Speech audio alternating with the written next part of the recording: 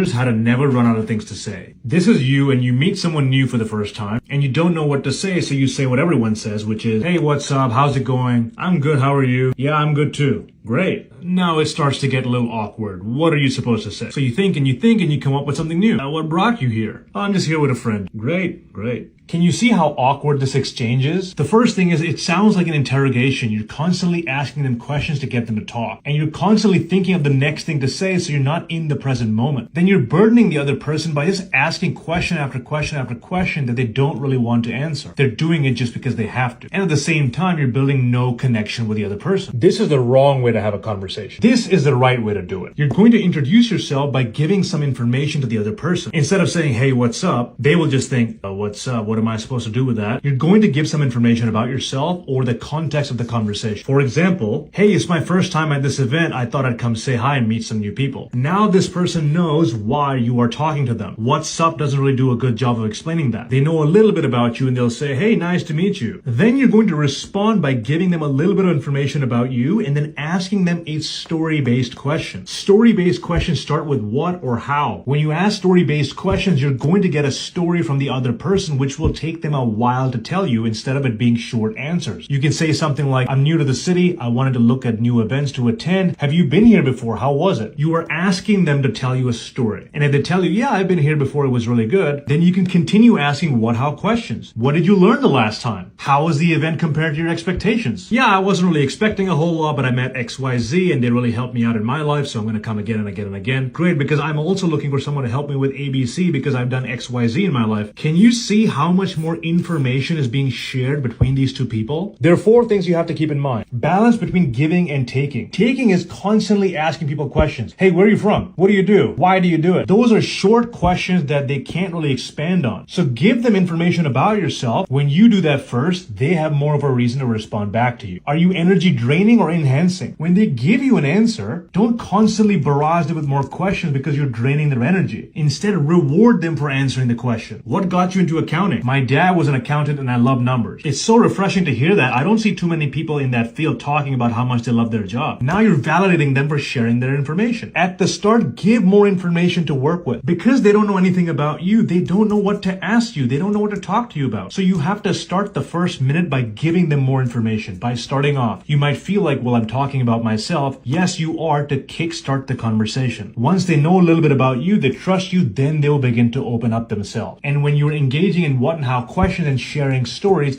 that's how you will be building an emotional connection with the other person.